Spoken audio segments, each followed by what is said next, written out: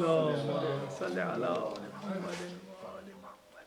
اعوذ باللہ من الشیطان الرجیم بسم اللہ الرحمن الرحیم لا حول ولا قوة الا باللہ العلی العظیم نحمده ونستعینه ونستغفره ونشکره ونتوسل الیہ ونتوکل علیہ نصلی ونسلم علی خیرته فی خلقه حافظ سره ومبلغ رسالته سیدنا ونبینا ابو القاسم محمد اللهم صل على محمد وآل محمد وعلى أهل بيته الطيبين الطاهرين المعصومين سيما بقية الله في الأرضين. قال الله تعالى في كتابه المبين وقوله الحق أعوذ بالله من الشيطان اللعين الرجيم سيقول لك المخلفون من الأعراب شغلتنا أموالنا وأهلنا فاستغفر لنا يقولون بألسنتهم ما ليس في قلوبهم قل فمن يملك لكم من الله شيئا إن أراد بكم ضرا أو أراد بكم نفعا بل كان الله بما تعملون خبيرا صدق الله العلي العظيم. السلام علیکم ورحمۃ اللہ وبرکاتہ. سب سے پہلے میں اپنے آپ کو اور آپ تمام مومنین اور تمام سننے والوں کو تقوی الہی کی وصیت اور نصیحت کرتا ہوں اور اللہ تعالیٰ سے یہ دعا کرتا ہوں کہ اے اللہ یہ تمام کوششیں جو ہم تیرے حضور میں ادا کرنے کی کوشش کر رہے ہیں، یہ تمام عبادات، یہ تمام اچھے کام، یہ تمام حسنات جو ہم تیری بارگاہ میں لے کے آتے ہیں، ان تمام کاموں کو ہمارے لیے باعث تقویٰ بنا. جس آیت کریمہ کی میں نے آپ کے سامنے تلاوت کی، یہ سورہ فتح کی آیت نمبر 11 نمبر آیت ہے کہ جس میں اللہ تعالیٰ یہ ارشاد فرما رہا ہے کہ قریب آپ سے کہیں گے وہ لوگ جو پیچھے رہ جانے والے تھے دیہاتیوں میں سے، ہمیں مجبور رکھا ہمارے اموال اور اہل و عیال کی دیکھ بھال نے، چنانچہ آپ ہمارے لیے استغفار کیجیے. یہ لوگ اپنی زبانوں سے وہ کچھ کہہ رہے ہیں جو ان کے دلوں میں نہیں ہے. آپ ان سے کہیے کہ کون ہے جو کچھ اختیار رکھتا ہو تمہارے بارے میں اللہ کی طرف سے کچھ بھی، اگر وہ تمہیں نقصان پہنچانے کا ارادہ کرے یا تمہیں نفع پہنچانے کا ارادہ کرے، بلکہ جو کچھ تم کرتے ہو اللہ اس سے باخبر ہے. یہ آیت کب نازل ہوئی ہے؟ یہ آیت اسی سینٹیکس میں نازل ہوئی ہے کہ جس کے بارے میں ہماری گفتگو چل رہی تھی کہ جب ہم نے آپ کو بتایا کہ صلح حدیبیہ ہو گئی اور صلح حدیبیہ کے بعد رسول خدا صلی اللہ علیہ وآلہ وسلم نے ان کے ساتھ یہ مسلمانوں کے ساتھ یہ بیعت لی کہ اب ہم مر جائیں گے یا قتل ہو جائیں گے اللہ کی راہ میں، لیکن ہم بدلہ لیں گے. بدلہ کس چیز کا لیں گے؟ آپ معلوم ہے رسول اللہ صلی اللہ علیہ وسلم نے تمام حالات میں کہ جب آپ کا لشکر اور سامنے قریش کا لشکر کھڑا تھا اور کوئی فیصلہ نہیں ہو پا رہا تھا، تو اس زمانے میں اپنے سفیر کو عثمان بن عفان کو جو ہے وہ وہاں بھیجا تھا اپنی باتوں کے بارے میں پوچھنے کے لیے کہ تمہارا ارادہ کیا ہے قریش، ہم چاہتے ہیں ہم عمرے کی نیت سے آئے ہیں تو لوگ کیا کہتے ہو. تو انہوں نے عثمان بن عفان کو وہاں پہ روکا، کہا کہ ہمیں مشورہ کرنے دو، ہم ایک دن میں تمہیں بتاتے ہیں. یہاں پر یہ افواہ اڑا دی گئی کہ عثمان بن عفان کو جو ہے رسول اللہ کے جو ساتھی ہیں ان کو وہاں پر قتل کر دیا گیا ہے. لہٰذا مسلمانوں کو رسول اللہ نے جمع کیا اور ایک درخت کے نیچے مسلمانوں سے بیعت دی، جسے بیعت شجرہ یا بیعت رضوان بھی کہتے ہیں. یہ بیعت لینے کے بعد جب وہاں پہ سب نے عہد دے دیا، اپنی جان مال سب اللہ کی راہ میں قربان کرنے کا عہد دے دیا، تو یہ اطلاع کفار تک پہنچی اور جب یہ کفار تک پہنچی تو انہوں نے کہا کہ جنگ مسلمانوں سے مناسب نہیں ہے، اگر کچھ نہ بھی ہو تو یہ 1400 یا 1800 افراد جو یہاں پہ آئے ہیں، ہمارے کم از کم 700 یا 1000 افراد کو مار دیں گے، خامخواہ میں خانہ کعبہ کے اندر لڑائی ہوگی، لہٰذا ان سے صلح کر دی جائے. لہٰذا تمام میں نے سفراء کا فیصلہ کہ انہوں نے 3 لوگوں کو بھیجا اور آخر میں سہیل بن عمرو کو بھیجا کہ جس کے ساتھ یہ معاہدہ انہوں نے لکھ کر بھیجا کہ ہم مسلمانوں سے معاہدہ کرنا چاہتے ہیں. اور وہ معاہدے کی ڈیٹیلز میں آپ کے سامنے بتائی تو اس معاہدے کے جو ارکان تھے، اس میں جو نکات لکھے گئے تھے، اس میں پہلا نقطہ یہ تھا کہ اس سال مسلمان حج نہیں کریں گے، عمرہ نہیں کریں گے، اگلے سال وہ آئیں گے تو ہم 3 دن کے لیے مکہ کو خالی کر دیں گے، وہ آئیں اور اپنا عمرہ انجام دیں. دوسری شرط اس کی یہ تھی کہ 10 سال تک قریش اور مسلمانوں کے درمیان کوئی جنگ نہیں ہوگی. تیسری اس میں شرط یہ رکھی گئی تھی کہ جو حلیف بننا چاہے مسلمانوں کا یا قریش کا ان کو آزادی حاصل ہوگی, ان کی مرضی ہوگی, وہ جس کے چاہے حلیف بنے. حلیف کہتے ہیں وہ ساتھی جو قبیلہ ایک دوسرے قبیلے کے ساتھ یہ معاہدہ کرتا ہے کہ ہم آپ کے حلیف ہیں. حلیف یعنی اگر آپ کے اوپر کوئی حملہ کرے گا تو گویا اس نے ہمارے اوپر حملہ کیا, اس جنگ میں ہم آپ کا ساتھ دیں گے. یہ جو ہے وہ حلف اٹھاتے تھے آپس میں, ان لوگوں کو حلیف کہتے تھے. پھر اس کے بعد ایک اس میں شرط جو رکھی گئی وہ شرط تھی کہ اگر کوئی مکہ چھوڑ کر مدینہ آ جائے گا, مکہ چھوڑ کر مدینہ آ جائے گا تو ہم اس کو واپس لے جائیں گے. یعنی کفار جو ہے اس مسلمان کو اگر کوئی یہاں سے بھاگ کے چلا گیا تو ہم اس کو واپس لے لیں گے, لیکن اگر مسلمانوں کا کوئی آدمی بھاگ کر مکہ آ جاتا ہے تو ہم اس کو واپس نہیں کریں گے. اب یہ معاہدہ ابھی پورا ہوا تھا تو کہا کہ اس کو لکھ لیا جائے, اور نہیں معلوم میں نے پچھلی دفعہ اس کو بیان کیا تھا یا نہیں کیا تھا. تو یہ ساری باتیں ہو رہی تھی کہ ابو جندل جو اسی سہیل بن عمرو کے بیٹے تھے وہ بھاگ کے آ گئے, اور آنے کے بعد کہا کہ میں آزاد ہو کے آ گیا ہوں. مسجد وہاں پہ بنی ہوئی تھی تو ابو یہ سہیل جو تھا اس نے کہا کہ ہمارا معاہدہ ہو چکا ہے, ابو جندل کو مجھے واپس کیا جائے. تو رسول خدا کے پاس یہ بات پہنچی تو جو وہاں پہ لوگ موجود تھے انہوں نے کہا کہ ابھی تو معاہدہ لکھا بھی نہیں ہے تو یہ پہلا کیس ہے, اس کو چھوڑ دیں, اس کے بعد جو آئے گا ہم کر لیں گے. سہیل بن عمرو نے کہا کہ نہیں, اب تو میں معاہدہ بھی بعد میں لکھوں گا, پہلے ابو جندل کو اپنے بیٹے کو چھوڑ کے آؤں گا. وہاں پہ چھوڑ دیا, پھر معاہدہ لکھا گیا. بہرحال یہ معاہدہ کرنے کے بعد جو اصحاب تھے بہت زیادہ رسول خدا پہ ناراض ہوئے, بہت زیادہ رسول خدا کو کہا کہ آپ نے ایک ایسا ڈرنے والا معاہدہ کر دیا, یہ تو مسلمانوں کی جسے کہتے ہیں ذلت ہے, مسلمان اتنی تعداد میں موجود تھے اور ہم عمرے کی نیت سے اور عمرے کے ارادے سے آئے تھے, تو آپ نے کیوں کر دیا؟ رسول اللہ نے کہا کہ اللہ تعالیٰ کی مرضی ہے, اور وہ بات خیر گئی. لیکن اصحاب کے درمیان 2-3 اصحاب جو بڑے مشہور تھے انہوں نے بڑا اعتراض کیا, آخر تک رسول اللہ کے اوپر وہ شک کرتے رہے کہ کیا ہوا. بہرحال یہ قافلہ جب وہاں پہنچا تو وہاں پہ رسول خدا کے ایک صحابی تھے ابو بصیر. ابو بصیر وہاں سے بھاگ کر آئے. ابو بصیر جب بھاگ کر مدینہ پہنچے تو پیچھے سے 2 آدمی قریش کے پہنچ گئے ان کو لینے کے لیے. جب یہ وہاں پہ پہنچے تو آنے کے بعد انہوں نے درخواست کی کہ ابو بصیر آپ کے صحابی جو ہیں وہ وہاں سے بھاگ کر آ گئے, تو آپ ان کو واپس کریں. رسول خدا نے ابو بصیر کو بلایا, اس نے کہا جی میں تو بھاگ کے آیا ہوں, آپ بتائیں کہ میں مسلمان ہو گیا ہوں. تو کہتے ہیں ہمارا معاہدہ ہے ان کے ساتھ, تو ان کے ساتھ جانا پڑے گا. ابو بصیر کو ان کے حوالے کیا. ابو بصیر جب جانے لگے تو ایک صحابی ساتھ ساتھ چلتے ہوئے کہنے لگے کہ ابو بصیر دیکھ کر جانا, تمہارے ہاتھ میں ہے سب کچھ. تو راستے میں ابو بصیر کہتے ہیں کہ بیٹھے ہوئے تھے ان کے ساتھ, اور یہ لوگ 2 افراد جو ہیں آرام کے لیے جگہ رکے. تو ابو بصیر نے ذرا چاپلوسی سے کام لیتے ہوئے کہا کہ یہ تمہاری تلوار بہت اچھی ہے.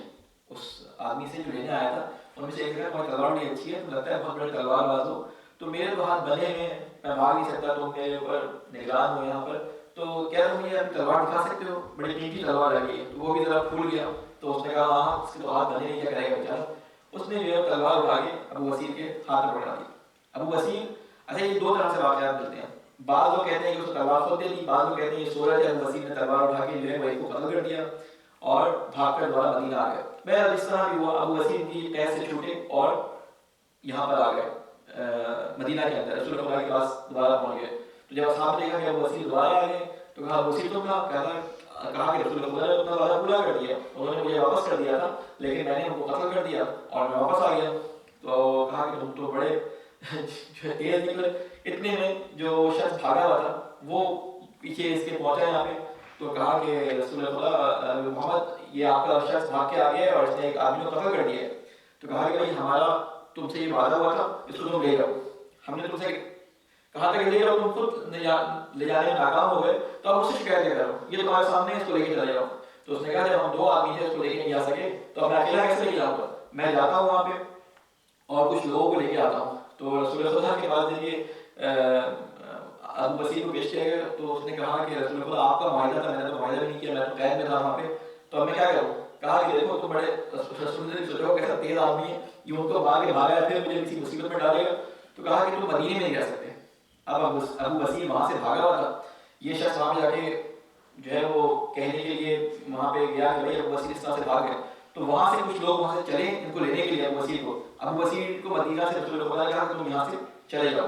اب ابو بصیر چلے گئے وہاں سے, لیکن بجائے اس سے کہ وہ دوبارہ مکہ جا رہے انہوں نے راستے میں ایک پہاڑی راستہ تھا بہت ایر کے نام سے، کوہ ایر عین یہ رے، بڑا سنگلاس پہاڑ تھے، بڑا مشکل اس کے اندر کو اور بڑے درے اس کے اندر موجود تھے. تو ابو بصیر نے جا کے وہاں پناہ لے لی، اور جو ایک قافلہ وہاں سے گزر رہا تھا جو مکہ کی طرف جا رہا تھا، ان کو کہا کہ دیکھو ابو بصیر نے پیغام بھجوایا ہے تمام ان لوگوں کو جو وہاں پہ مسلمان ہیں اور مدینہ آنا چاہتے ہیں، تو رسول خدا ان کو پناہ نہیں دیں گے، تو یہاں پہ میرا ٹھکانہ ہے، وہ میرے پاس آ جائیں. اب آہستہ آہستہ آہستہ آہستہ کر کے وہ ابو جندل جو سہیل کے بیٹے تھے جو پہلے بھاگے تھے، وہ بھی وہاں سے بھاگے اور ابو بصیر کے پاس پہنچ گئے. اسی طرح تقریباً 50 سے 60 افراد ابو بصیر کے پاس پہنچ گئے. اب ابو بصیر نے کام کیا کہ ابو بصیر نے کہا کہ دیکھو یہ مسلمانوں نے تو ہمیں اپنے پاس رہنے نہیں دیا، مکہ میں ہم جا نہیں سکتے، تو اب یہ کام کرتے ہیں کہ اب کم از کم مکہ والوں کا ناک میں دم کر دیتے ہیں، سارے قافلے یہاں سے گزرتے ہیں، ہم کسی قافلے کو چھوڑیں گے، یعنی کوئی قافلہ ان کا محفوظ نہیں ہوگا. تو اب کیا کیا کہ ابو بصیر نے جو قافلے مکہ والوں کے گزرتے تھے کیونکہ ان کے مال ان کے قبضہ میں تھے، تو ان پہ حملے کرنے شروع کر دیے، ان کے مالوں کو لوٹنا شروع کر دیا. تو مشہور ہو گیا کہ یہاں پہ کوئی ڈاکو ہیں جو ہمارے مالوں کو لوٹ لیتے ہیں، اور کوئی قافلہ امنیت کے ساتھ وہاں سے گزر نہیں پا رہا. اب مکہ والوں نے جو ہے وہ 1 سال گزر گیا، تقریباً 1 سال گزرنے والا تھا. مکہ والوں نے کہا کہ بھائی یہ تو بڑا خطرناک ہو گیا، ہم نے محمد کے ساتھ یہ شرط رکھ کر اپنے پیروں پہ کلہاڑی مار لی کہ وہاں سے پلٹ کے کوئی آئے گا تو ہم اس کو واپس نہیں کریں گے، یہاں سے کوئی جائے گا تو اس کو واپس دینا پڑے گا. یہ تو ہمارے دردسر ہمارے لیے بن گیا. ابو بصیر اور سارے یہاں سے بھاگنے والے رکھے ابو بصیر کے پاس جو ہے وہ جمع ہو رہے ہیں، تو ہمارے قافلے محفوظ نہیں ہیں. تو ابو سفیان سردار تھا، تو اس کو مجبوراً وہاں سے اٹھ کے خود آنا پڑا. ابو سفیان وہاں سے اٹھا، اس نے پناہ لی کسی کی اور مدینہ آیا اور رسول سے کہا کہ محمد ہم اس شرط کو جو ہے جو ہم نے لکھی تھی کہ وہاں سے اگر کوئی بھاگ کے آیا تو واپس کرو، اس شرط کو واپس لیتے ہیں. تو رسول خدا نے کہا کہ دیکھو میں نے تو وہ شرط تم سے لکھوائی تھی، تم نے لکھی تھی، تمہارے پاس اور معاہدہ کعبے میں رکھا ہوا ہے، جاؤ اس معاہدے میں کاٹ دو، میری طرف سے اجازت ہے تمہیں. تو اس وقت اپنے اصحاب کو بلا کے کہا کہ جن کے دل میں شک تھا کہ دیکھو یہ تم اس وقت نہیں سمجھ رہے تھے، تم نے یہ کہا کہ رسول خدا نے کیسا خواب دیکھا کہ جو سچا نہیں ہوا. رسول خدا نے کہا کہ میں نے تم سے یہ تو نہیں کہا تھا کہ ہم عمرہ کریں گے اسی سال کریں گے، اللہ تعالیٰ نے مجھے خواب دکھایا تھا، نکل گیا، میری اونٹنی کو اللہ تعالیٰ نے روک دیا. اس کا مطلب ہے کہ کوئی بڑی بات ہونے والی ہے. پھر اللہ تعالیٰ نے مجھے خوشخبری سنائی کہ یہ تمہاری فتح مبین ہے. تو اب دیکھو کہ کس طرح ابو سفیان ہمارے پاس خود آیا ہے، اور ابو سفیان نے آنے کے بعد ہم سے کہا کہ اس شرط کو کاٹ دو. جب یہ شرط کاٹ دی گئی تو یہ سارے کے سارے 50-60 جتنے بھی لوگ تھے یہ سب آ گئے مدینہ، رسول خدا کے پاس آ گئے، بڑے مبارکباد دی. سارے اصحاب جو ہیں جو وہاں پہ ظلم و بلوچ کا نشانہ بنے تھے قریش کے، وہ یہاں پہ آ گئے. اب رسول خدا نے کام کیا کہ رسول خدا نے جب یہ تھوڑی سی اہمیت ہو گئی کہ 10 سال تک اب جنگ نہیں ہوگی، تو رسول خدا نے اب یہ پلان بنایا کہ جو یہودیوں نے سازش کی تھی اس کی وجہ سے جنگ خندق ہوئی تھی، اور جنگ خندق میں مسلمانوں کو بہت اذیت اٹھانا پڑی، اور اس میں جو ہے وہ اتنے دن تک تقریباً 40 دن تک محاصرہ رہا، مسلمان بھوکے رہے، اس کے اندر بڑے اذیت اٹھانی پڑی. تو کہا کہ ان یہودیوں کو سبق سکھانا ہے. یہ یہودی کون تھے؟ یہ یہودی وہی تھے جو بنی نذیر اور بنو قینقاع کے لوگوں کو نکالا تھا رسول خدا نے، ہویئی بن اخطب اور مختلف جو ان کے سردار تھے. یہ سارے کے سارے سردار جو ہے کفار کے مختلف قریشوں، کفار اور قریش کے مختلف جو حلیف تھے، اپنے جو حلیف تھے ان سب کو جمع کر کے جنگ خندق میں لے کے آئے تھے. رسول خدا نے اعلان کر دیا، اس سے پہلے جتنی بھی جنگیں ہوتی تھیں وہ خفیہ رکھا جاتا تھا ان کو، لیکن رسول خدا نے یہاں پہ اعلان کیا کہ ہم جنگ خیبر کے لیے، یعنی خیبر کو فتح کرنے کے لیے، خیبر میں یہودیوں سے لڑنے کے لیے جا رہے ہیں، اور جو لوگ میرے ساتھ حدیبیہ میں شامل تھے صرف وہی لوگ جائیں گے، کیونکہ انا فتحنا لک فتحا مبینا کے اندر اللہ تعالیٰ نے یہ خوشخبری سنا دی کہ رسول خدا کو اللہ تعالیٰ فتح دے گا. اور رسول خدا نے علناً یہ جو ہے وہ منادی کروائی تھی کہ ہم جا رہے ہیں لڑنے کے لیے خیبر. تو اب جو لوگ پیچھے رہ گئے تھے، کیونکہ رسول خدا نے حدیبیہ پہ جاتے وقت، عمرے کے لیے جاتے وقت یہ آپشن دیا تھا کہ جس کی مرضی ہے وہ آئے، جس کی مرضی ہے وہ نہ آئے. تو ایک امتحان تھا مومنین کے لیے، جن کے دلوں میں کمی تھی، جو چاہتے تھے کہ کیا ضرورت ہے وہاں جانے کی، خواہ خواہ میں مصیبت اتنے اٹھا کے جائیں. تو اللہ تعالیٰ نے ان کو حکم کیا کہ صرف وہ لوگ جائیں کہ جو آپ کے ساتھ حدیبیہ میں گئے تھے. اب یہ منافقین یہاں موجود تھے اور بہت سارے لوگ موجود تھے، سستی یا کسی بھی وجہ سے نہیں گئے تھے. ابھی رسول خدا کے پاس آگے، رسول خدا ہمیں شہادت سے محروم نہ کریں، ہم جو ہے وہ جنگ لڑنا چاہتے ہیں، اللہ کی راہ میں لڑنا چاہتے ہیں، آپ ہمارا کچھ خیال رکھیں. تو یہ جو آیات میں نے آپ کے سامنے شروع میں پڑھی تھی کہ جس میں اللہ تعالیٰ نے بتایا کہ قریب آپ کے پاس آئیں گے پیچھے رہ جانے والے دیہاتی، اور آپ سے کہیں گے کہ ہم ہمارے لیے استغفار کریں، اور اے رسول پہچان نہیں، یہ زبانوں سے لوگ کہہ رہے ہیں کہ دل میں نہیں ہے، یہ جو ہے وہ بال غنیمت کی لالچ میں جا رہے ہیں. اس کے بعد اللہ تعالیٰ فرماتا ہے بل ظننتم ان لن ينقلب، والرسول والمؤمنون إلى أهليهم أبدا وزين ذلك في قلوبهم وظننتم ظن السوء وكنتم قوما بورا. بلکہ تم لوگوں نے یہ گمان کیا ہے کہ رسول اور اہل ایمان اپنے گھر والوں کی طرف کبھی لوٹ کر نہیں آئیں. جب وہ جا رہے تھے عمرے کے لیے تو انہوں نے کہا کفار تم کو مار دیں گے, یہ تو ایک ایک تلوار لے کے جا رہے ہیں.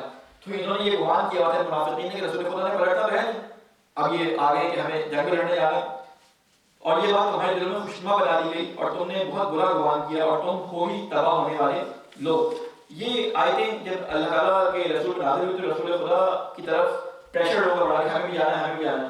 رسول خدا نے کہا کہ ٹھیک ہے تمہیں شہادت کا بہت شوق ہے چلو, لیکن ایک بات میں تمہیں پہلے سے بتا دوں کہ خیبر تو فتح ہونا ہے لیکن غنیمت میں تمہیں کوئی حصہ نہیں ملے گا, غنیمت میں تمہیں کوئی حصہ نہیں ملے گا. چل رہا ہے چلو, شوق شہادت ہے چلو میرے ساتھ. تو انہوں نے کہا اچھا ٹھیک ہے رسول ہم سوچ کے بتاتے ہیں.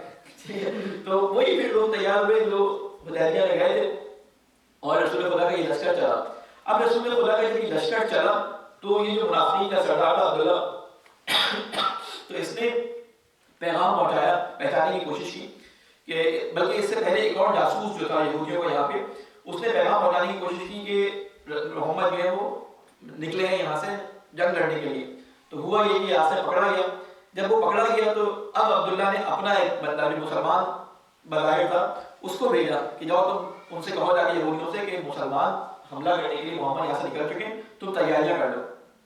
اور اپنا جو ہے ایک نمائندہ بنو غطفان کی طرف بھیج دیا ان کے بہاف پہ. اب ہوا کیا کہ خیبر کے یہودیوں نے مشورہ کیا کہ بھائی اس طرح سے معاملہ ہے کیونکہ راستہ تقریباً 170 کلومیٹر ہے اور قافلہ تو آہستہ آہستہ چلتا ہے. تو اب انہوں نے کیا کیا, بنو غطفان وہ قبیلہ تھا کہ جن کے سردار کے بارے میں رسول خدا کہتے ہیں یہ احمقوں میں احمق ہے لیکن اس کے پیچھے 4000 جنگجو ہیں. بنو غطفان اس نے رسول خدا کی اونٹی بھی چلائی تھی ایک زمانے میں. تو وہ بنو غطفان ایک قبیلہ تھا, بڑا جنگجو قسم کا قبیلہ تھا. یہ تقریباً ایسے ٹرائنگل سمجھ لیں کہ یہ مدینہ ہے اور یہ مثلا خیبر ہے, تو بنو غطفان اس جگہ پہ تھا. تو انہوں نے ہویئی بن اخطب کہہ رہا ہوں, یہ جو یہودی تھے انہوں نے آپس میں مشورہ کیا کیا کرنا ہے. انہوں نے کہا کہ ہم ان سے جنگ کریں گے یا لڑیں گے. تو ان میں سے ایک سردار تھا, اس نے کہا کہ دیکھو میں نے اپنے علم کی بنیاد پہ اور کتابوں میں لکھا ہے اس کی بنیاد پر ایک نتیجہ نکالا ہے, میں تمہیں بتا دیتا ہوں باقی تمہاری مرضی ہے. اور وہ نتیجہ کہ سلام بن مشکل ان کا ایک بڑا عالم تھا, بزرگ تھا. تو اس نے کہا کہ میں نے یہ پڑھا ہے کہ یہودی 2 جگہ پہ ذبح کیے جائیں گے. ایک دفعہ تو ہم بنی نذیر کو جب وہاں سے نکالا گیا تھا وہاں پہ ہم ایک دفعہ ذبح ہو چکے ہیں, دوسری دفعہ ہم ذبح ہوں گے وہ یہ خیبر کا ہی مقام ہوگا.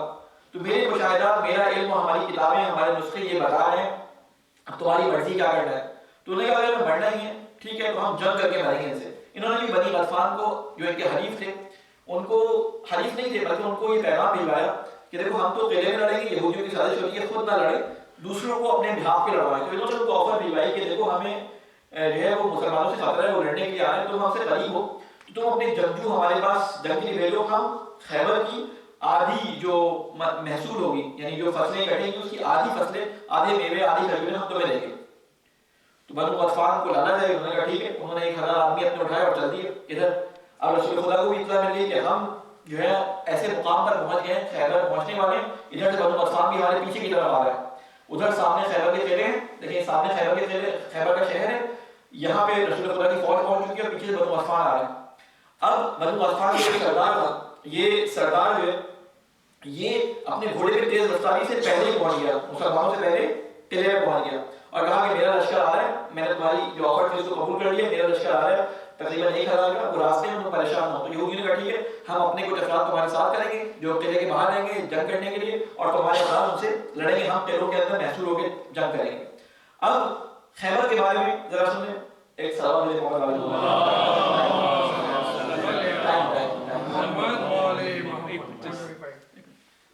اچھا. تو اب خیبر کے بارے میں تھوڑا سا سنیں کہ خیبر کے بارے میں جو ہم نے اب تک سنا ہے, اب نہیں معلوم کہ آپ نے اس کو پڑھا بھی ہے پڑھا, کہ خیبر کسی قلعے کا نام نہیں ہے. خیبر ایک شہر تھا اور یہودی جو مختلف علاقوں سے بھاگے ہوئے تھے یا مختلف علاقوں سے آئے تھے وہ سب خیبر کے اندر کئی عرصے سے رہ رہے تھے. یہ بنو نذیر اور بنو قینقاع بھی وہاں پہ جو ہے ان کے ساتھ مل گئے تھے. یہ ہویئی بن اخطب جو تھا یہ بڑا سردار تھا یہودیوں کا بہت بڑا, تو یہ بھی وہیں پہ رہتا تھا, لیکن وہ خیر بعد میں قتل کر دیا گیا وہاں پہ اس واقعے کے اندر. لیکن اس کی قوم ساری ساری یہاں پہ آ گئی تھی. ان کی بیٹی صفیہ جو تھی وہ خیبر کے بادشاہ اس کی بیٹی تھی, اس کی بیوی تھی. خیبر کا جو بادشاہ تھا کرانا اس کا نام تھا, اس کی ان کے نکاح میں تھی. تو اب ہوا اس طرح ہو لیا تھا کہ خیبر کے اندر 3 بڑے علاقے تھے اور انہوں نے اسٹیپ وائز بنائے ہوئے تھے. یہودی جہاں جا کے اپنے قلعے بنا لیتے تھے. تو انہوں نے پہلے 3 بڑے قلعے بنائے اور ان قلعوں کے چھوٹے قلعوں کا جال بنا دیا کہ جب تک کوئی ان کو کراس نہیں کرے گا, یعنی دیکھیں اس طرح ایک قلعہ, اس کے گرد قلعوں کا جال, پھر اس کے بعد ایک اور قلعہ اور اس کے آگے بھی قلعوں کا جال, پھر سیدھا ایک اور قلعہ پہاڑ کے اوپر اور اس کے اوپر جو ہے وہ چھوٹے چھوٹے قلعوں کا جال. یہ 3 بڑے جو ان کے قلعے تھے, ایک کا نام تھا نطاق, نون توئے الف تے بولتے نطاق, ایک کا نام تھا شق اور ایک کا نام تھا قتیبہ.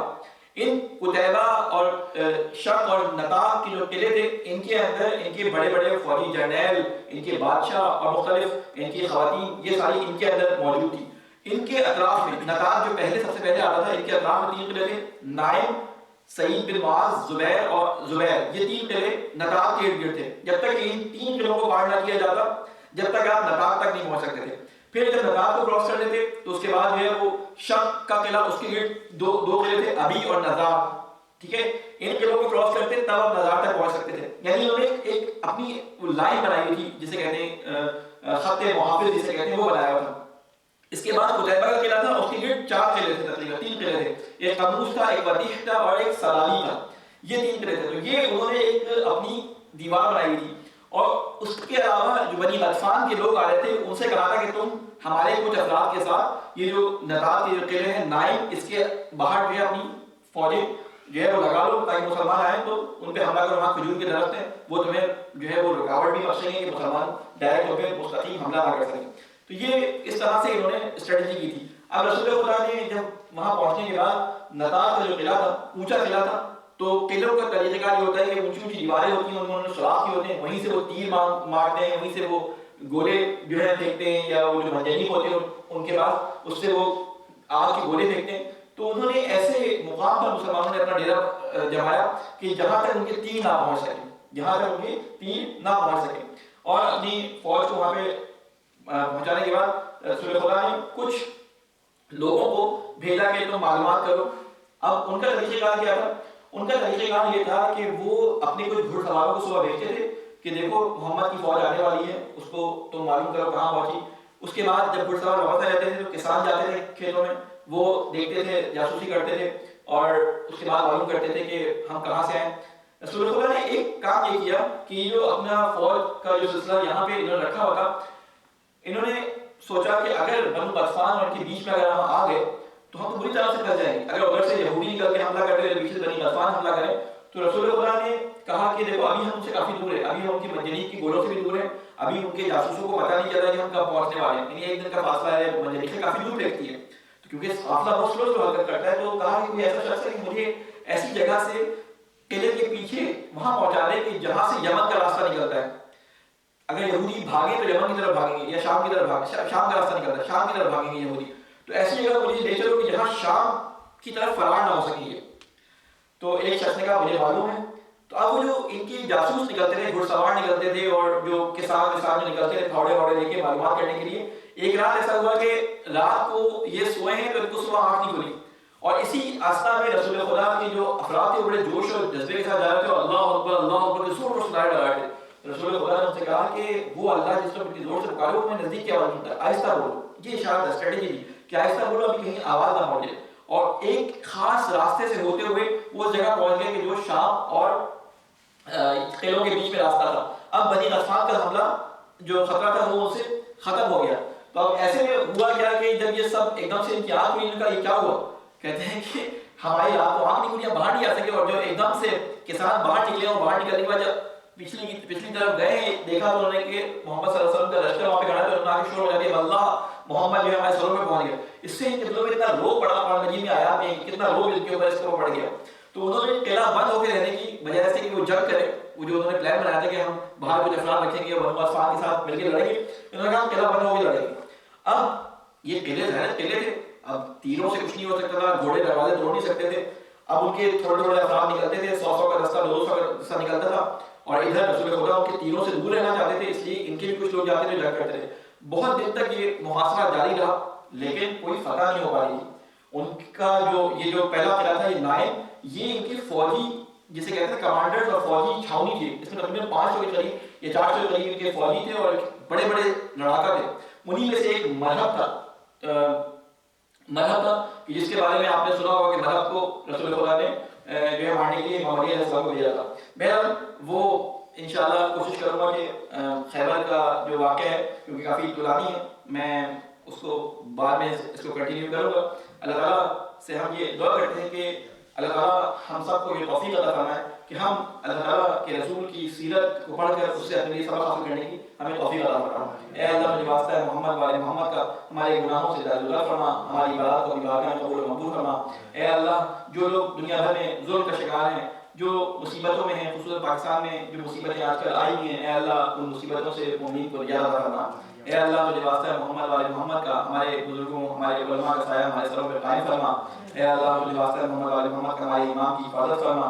اے اللہ ہمیں ان کے اعوان و اصحاب میں شامل فرما. ربنا تقبل منا انک انت السمیع العلیم برحمتک یا ارحم الراحمین. اللهم صل على محمد وآل محمد.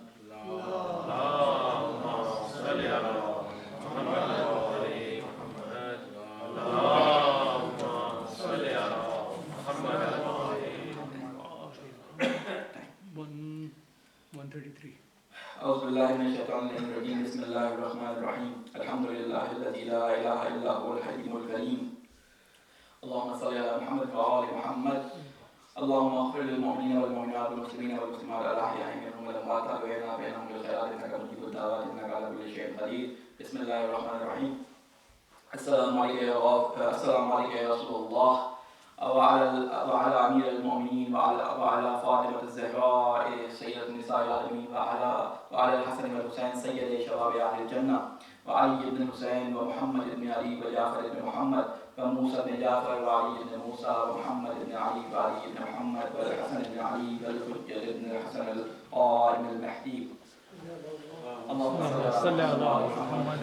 ربنا آتنا في الدنيا حسنة وفي الآخرة حسنة وقنا عذاب النار. صلوات محمد وعلى صل على محمد وآل محمد. سب سے پہلے میں اپنے آپ کو اور آپ تمام مومنین کو تقوی الہی کی وصیت اور نصیحت کرتا ہوں, اور یہ اپنے آپ کو بھی نصیحت کرتا ہوں, آپ سے بھی درخواست کرتا ہوں کہ اللہ تعالیٰ نے ہمیں ایک بہت ہی مختصر زندگی دی ہے, اور اس مختصر زندگی کے جو نتائج رکھے ہیں وہ بہت بڑی مدت یا یوں کہہ لیں لاہی مدت کے لیے رکھے ہیں. بعض لوگ یہ اعتراض کرتے ہیں کہ یہ کیسے ممکن ہے کہ ایک انسان جو ہے وہ ایک چھوٹے سے ٹائم پیریڈ میں ایک گناہ کرے اور اس کی سزا اس کو پوری زندگی ملے. تو علماء اس کی مثال جسے کہتے ہیں نغزی جواب کی صورت ہے, اس کا جواب جو ہے وہ نغزی جواب کہلاتا ہے. نغزی جواب کیا کہلاتا ہے کہ جواب کو سوال کی صورت میں بیان کر دو تاکہ اگلے بندے کو اس سوال سے تمہارے سمجھ آ جائے کہ اس کے سوال میں خرابی کیا ہے, اس کے سوال میں عیب کیا ہے. جب یہ سوال کیا جاتا ہے تو علماء اس کی جگہ اس کو ایک مثال دیتے ہیں, کہتے ہیں کہ اگر ایک شخص ہے وہ ایک سیکنڈ کے اندر غلطی سے یا کسی بھی وجہ سے غلطی سے یا جان بوجھ کر کسی کی آنکھ میں چاقو مار دے, یہ عمل انجام پانے میں 5 سے 10 سیکنڈ لگتے ہیں, لیکن اس کے اثرات کیا ہوتے ہیں؟ اس کے اثرات یہ ہوتے ہیں کہ وہ شخص ہمیشہ کے لیے اندھا ہو جاتا ہے. دوسری بات یہ کہ بعض دفعہ ایک شخص گناہ کرتا ہے, ایک شخص کسی کو قتل کرتا ہے, تو یہاں پر اگر اس کا قصاص نہ ہو یا یہاں پہ اس کو سزا نہ ملے یا یہاں پر اس کو سزا فرض کریں کہ وہ سزا سے محروم رہ جائے, تو یا اس کو فوراً یعنی ہم اس کے اوپر کوئی ایسی سزا کہ اس کا بدلہ ہو نہ دے سکیں, تو اس کی وجوہات کیا ہوتی ہیں؟ ایک آدمی کو مارنے سے کیا جبران ہو جاتا ہے اس قتل کا جو کیا جاتا ہے؟ ہو سکتا ہے وہ کوئی بہت بڑا آدمی ہو, تو کہا کہ اس کا جبران نہیں ہوتا, لیکن کم از کم اس آدمی کے جو پیچھے رہ جانے والے بعض بندگان ہیں ان کو کچھ سکون آ جاتا ہے. اس کے لیے اللہ تعالیٰ نے کچھ قوانین بنائے, ان قوانین میں قصاص کا اور دیت کا قانون رکھا. بعض ہوتا ہے کہ ایک آدمی کسی کو قتل کرتا ہے, لیکن قتل کرنے یا کسی کی چوری کرتا ہے یا جو بھی کام کرتا ہے, تو اس کی وجہ سے ایک پورا خاندان بلکہ ایک پوری نسل کے اوپر جو ہے وہ اثرات ہوتے ہیں. اگر آپ اس کو پکڑ کر اگر اس سے قصاص لے رہے ہیں اور اس کو مثلا مار نہیں رہے, تو اس کی وجہ کیا ہوتی ہے؟ اس کی وجہ یہ ہوتی ہے اللہ نے قصاص کے ساتھ جو ہے وہ دیت کا قانون اس لیے رکھا کہ آپ سے پیسہ لے لیں. وجہ کیا ہوتی ہے کہ اس کو قتل نہیں کیا تھا, حالانکہ اس قتل بہت بڑا گناہ تھا. اس کی وجہ یہ ہوتی ہے کہ اس آدمی کے پیچھے اس کے بچے بھی ہوتے ہیں، ان کا کوئی قصور نہیں ہوتا، اس آدمی کے پیچھے اس کا خاندان ہوتا ہے، اس کا کوئی قصور نہیں ہوتا. تو اس وجہ سے کہا جاتا ہے کہ پیسے لے کے آپ فی الحال اپنی جان چھڑا لیں اور جو ہے وہ بعد میں اللہ تعالیٰ اس کے حساب کے بعد خود کرے گا. تو اللہ تعالیٰ نے اس بڑے مدت کو محفوظ کرنے کے لیے، اس بڑی مدت میں ہمیں اپنی اس چھوٹی سی زندگی میں اعمال انجام دینے کے لیے قرآن مجید کے اندر مختلف ہدایات دی ہیں. ان ہدایات میں جہاں پہ احکامات ہیں، جہاں پہ عبادات ہیں، جہاں پہ اخلاقیات بیان کی گئی ہیں، وہاں پہ اللہ تعالیٰ نے کچھ دعائیں ہمیں تعلیم فرمائی ہیں. اکثر وہ دعائیں ہم دعائیں قنوت کے اندر پڑھتے ہیں، اکثر وہ دعائیں کبھی حضرت موسیٰ علیہ السلام سے، کبھی حضرت یونس علیہ السلام سے، کبھی حضرت ابراہیم علیہ السلام سے، ان کی زبانوں سے یہ دعائیں قرآن مجید میں نقل ہوئی ہیں. ایک تو ان دعاؤں کا اپنا فائدہ اپنی جگہ موجود ہے، لیکن بعض دفعہ ایسا ہوتا ہے کہ اگر ہم دعا کے بارے میں بیک گراؤنڈ نہ جانتے ہوں تو اس دعا کی اہمیت کا ہمیں اندازہ نہیں ہوتا. ہم نے ایک دعا حضرت ابراہیم علیہ السلام کی پڑھی ہے. آپ یوں سمجھیں کہ حضرت ابراہیم علیہ السلام جس طرح حضرت موسیٰ علیہ السلام کا ذکر سب سے زیادہ ہے، اسی طرح سب سے زیادہ دعائیں حضرت ابراہیم علیہ السلام سے آئی ہیں. یعنی اگر آپ دیکھیں 140 تقریباً آیات حضرت ابراہیم علیہ السلام کے بارے میں، اس میں سے 70 آیات ہیں حضرت ابراہیم علیہ السلام کی دعائیں اور ان کے کلمات ہیں جو اللہ تعالیٰ نے نقل کیے ہیں. تو ان دعاؤں میں سے ایک دعا پڑھنے سے پہلے میں ذرا وہ بیک گراؤنڈ بتانا چاہتا ہوں جو اللہ تعالیٰ نے حضرت ابراہیم علیہ السلام کے بارے میں بیان کیا. حضرت ابراہیم کون تھے؟ ایک گاؤں تھا عراق کے اندر. یہ اگر بیبلونک آپ بائبلز کے آپ وہ تواریخ انبیاء میں جائیں تو وہاں پہ آپ کو نام مل جاتا ہے. اس کا نام انہوں نے جو ہے وہ این سے نام ہے اود یا اس کا اود این واو رے، ٹھیک ہے. تو اود جو ہے وہ انگلش میں لکھا ہوتا ہے، اب کس طرح سے اود میرے خیال میں یہ لفظ صحیح ہے. وہاں پہ رہتے اس طرح سے کہ کہا جاتا ہے کہ آپ کے جو والد تھے یا چچا تھے وہ بتوں کو بنایا کرتے تھے، بتوں کو جسے کہتے ہیں کہ تعمیر کیا کرتے تھے اور بتوں کو لوگوں کو بیچا کرتے تھے. اس یعنی حالات کے اندر کہ آپ تمام طرف اطراف میں بت پرست رہتے تھے. چھوٹی سی عمر میں حضرت ابراہیم علیہ السلام کے بارے میں ہے کہ آپ کی ماں نے آپ کو ایک غار کے اندر پرورش دی تھی، کیونکہ بعض لوگ کہتے ہیں کہ آپ کے والد آپ کی پیدائش سے پہلے جو ہے وہ انتقال کر گئے تھے، آپ کے چچا آزر نے آپ کو پالا تھا. میرا اللہ سے اب آیا ہے، اب باپ کے لیے استعمال ہوتا ہے، چچا کے لیے استعمال ہوتا ہے، جو بھی تھا ہمیں اس سے بھی بحث نہیں ہے. تو کہتے ہیں کہ یہ حضرت ابراہیم علیہ السلام نے کچھ عرصے نیچرل جسے کہتے ہیں جنگل میں یا غار میں زندگی گزاری. تو آپ صبح شام جو ہے وہ غور و فکر کیا کرتے تھے اللہ تعالیٰ کی آیات پہ، رات دن سورج چاند. اور جب آپ 12 سال یا 10 سال یا 13 سال کے ہوئے تو آپ کی والدہ آپ کو گھر لے کے آئیں. تو اس زمانے میں جب آئے تو آپ کو بڑی حیرت ہوئی کہ آپ کے گھر کے اندر یہ سب کچھ ہو رہا ہے، آپ کے اطراف میں سب کچھ ہو رہا ہے، تو آپ کے لیے بڑا نیا تھا.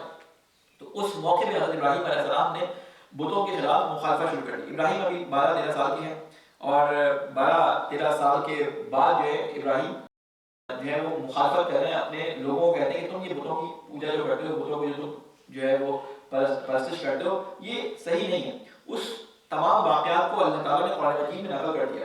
میں آیات پڑھ کے صرف ترجمہ کوئی ٹائم میرے پاس نہیں ہے کہ میں اس کو تفصیل سے بیان کروں، لیکن جتنا میں بیان کر سکتا ہوں اس کو بیان کروں گا، ورنہ اگلے جمعے کو اس کو 140 5 منٹ ہے ہمارا. تو ان آیات کو میں ابھی فی الحال آپ کے سامنے پڑھ دیتا ہوں، انشاءاللہ اس کو اگلے جمعے میں اس کو کنٹینیو کریں گے. اس میں اللہ تعالیٰ فرماتا ہے کہ وَاتْلُ عَلَيْهِمْ نَبَأَ ابراہیم. آیات کا ترجمہ میں ساتھ ساتھ پڑھتا ہے. اور ان پر پڑھو خبر ابراہیم کی جب اس نے اپنے باپ اور اپنی قوم سے فرمایا تم کیا پوچھتے ہو. تو انہوں نے بولا ہم بتوں کو پوچھتے ہیں. پھر اس کے سامنے آسن مارے یعنی پوجا کرنے کے لیے جم جاتے ہیں. لفظ عاکفین آیا ہے. عاکف کہتے ہیں کسی جگہ پر غور و خوض کرتے ہوئے اپنے آپ کو بٹھا لینا، جما لینا، وہاں سے ہلنا نہیں. مسجد میں بیٹھے ہوئے اعتکاف کہتے ہیں اپنے آپ کو وہاں بٹھا لینا، وہاں سے ہلنا نہیں. تو کسی چیز کے سامنے غور و خوض کے لیے اس کو گھورتے ہوئے، اس کو دیکھتے ہوئے کسی جگہ جم کر بیٹھ جانا کہ اس کو بس نظریں اپنی جما کے اس میں بیٹھ جاؤ، اسے عاکفین، اسے عاکف کہتے ہیں. اس لفظ جو شخص ہوتا ہے اس کو عاکف کہتے ہیں. تو فرمایا فَنَظَلُّ لَهَا عَاكِفِينَ، ان کے سامنے ہم معتکف ہو کے بیٹھے رہتے ہیں. قَالَ هَلْ يَسْمَعُونَكُمْ، حضرت ابراہیم نے ان سے پوچھا کہ اذا تدعون، کہ کیا وہ تمہاری سنتے ہیں جب تم انہیں پکارتے ہو یا تمہارا کچھ بھلا یا برا کرتے ہیں. یہ آیات کیوں پڑھ رہا ہوں؟ یہ آیات کاملاً توحید سے بھری ہوئی آیات ہیں.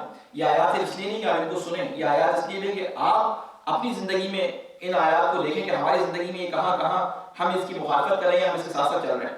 کہا کہ قال هل يسمعونكم اذ تدعون وينفعونكم او يضرون قالوا بل وجدنا آباءنا كذلك يفعلون. جب ان کو کوئی جواب نہ سوچا کہ یہ کچھ کرتے ہیں یا نہیں کرتے تو انہوں نے کہا کہ تم بڑے بدتمیز آدمی ہو، یہ کیسی باتیں کر رہے ہو ابراہیم، ابھی تم چھوٹے ہو، تمہاری جرأت کیسے بڑوں کے سامنے بولنے کی. بولے بلکہ ہم تو اپنے باپ دادا کو ایسے ہی کرتا دیکھ رہے ہیں، تم یہ ان کی مخالفت میں کہاں سے کھڑے ہو گئے، تم نے یہ جو سارے کام کیے تم ان کی مخالفت میں کہاں سے کر رہے ہو. تو اس کے بعد فرمایا ایک صلوات علی محمد علیہ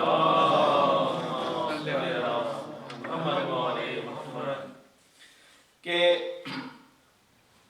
افرائیتم ما کنتم تعبدون انتم و آباؤکم الاقدمون. تو حضرت ابراہیم نے وہاں اور اس سے بڑھ کر جو ہے نا ایک اور جملہ ان سے کہا کہ دیکھو تم کیا دیکھتے ہو جنہیں تم پوچھ رہے ہو، تمہارے اور تمہارے اگلے باپ دادا جنہیں پوچھ رہے، یہ سارے کے سارے باطل ہیں. یعنی تم بھی بیوقوفی کر رہے ہو، انہوں نے بھی بیوقوفی کی تھی. ٹھیک ہے نا. انتم و آباؤکم الاقدمون، جو تم سے پہلے آنے والے تمہارے آبا تھے وہ بھی سب جو ہے وہ ان کی جو تعظیم کرتے تھے وہ اچھی بات نہیں تھی. فَإِنَّهُمْ عَدُوٌّ لِّي إِلَىٰ رَبِّ الْعَالَمِينَ، بے شک وہ سب میرے دشمن ہیں اور مگر میرا پروردگار عالم جس نے مجھے پیدا کیا وہ تو مجھے راہ دے گا. اب جب یہ بات کی تو کیا ہوا، حضرت ابراہیم کو کہا کہ نکال دو اس کو یہاں سے. وہ ساری باتیں جو ہیں حضرت ابراہیم کا بچپن میں نکلے، گھر سے ان کو نکال دیا گیا، باپ نے گھر سے نکال دیا. اب جب باپ نے گھر سے نکالا اور جب یہاں سے چلے ہیں تو آپ سوچیں 15 یا 14 سال کا بچہ جو ابھی نوجوان ہے، بالکل بلوغ میں تازہ داخل ہوا ہے ابھی، وہ جب گھر سے نکل جائے گا اس کو زیادہ تجربہ بھی نہیں ہے کہ کہاں جائے گا. اب جو ایک گھر میں جس میں رہتا تھا نہ اس کو یہ پتا ہے کہ مجھے آگے آگے سونا کہاں ہے، کہاں آرام کرنا ہے، کچھ نہیں معلوم. تو وہاں پہ وہ اللہ تعالیٰ سے دعا مانگنا شروع کرتے ہیں. اب یہاں سے حضرت ابراہیم کی دعا شروع ہوتی ہے. وہ ابھی انشاءاللہ اس کو میں پڑھ دیتا ہوں لیکن اس کی تفصیل انشاءاللہ اگلی دفعہ آپ کو بتاؤں گا. کہا کہ الذی خلقنی فہو یہدین، جب انہوں نے نکال دیا تو اللہ ابراہیم نے دعا کرنی شروع کی.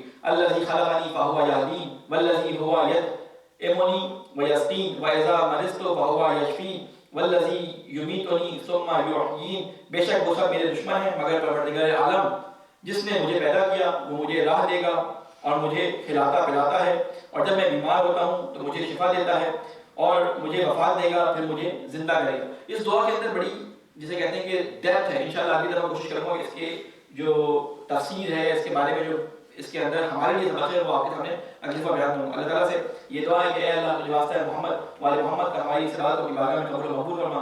اے اللہ مجھے واسطہ محمد والے محمد کا جہاں جہاں مظلومین مختلف ظلموں کا شکار ہیں، اے اللہ اس ظلم سے ان کو نجات عطا فرما. اے اللہ مجھے واسطہ ہے محمد والے محمد کا ہمارے علماء کرام کا سایہ ہمارے سروں پر قائم فرما. اے اللہ کشور پاکستان کی حفاظت فرما. اس میں جو مشکلات آج کل آپ کے سامنے موجود ہیں ان مشکلات کو حل کرنے کی ان کی عقلوں میں کوئی تدبیر عطا فرما. اے اللہ مجھے واسطہ ہے محمد والے محمد کا ہمارے بزرگوں کا سایہ ہمارے سروں پر قائم فرما. ہمارے امام کی حفاظت فرما اور ہمیں ان کے ناصر و عوام میں شامل فرما.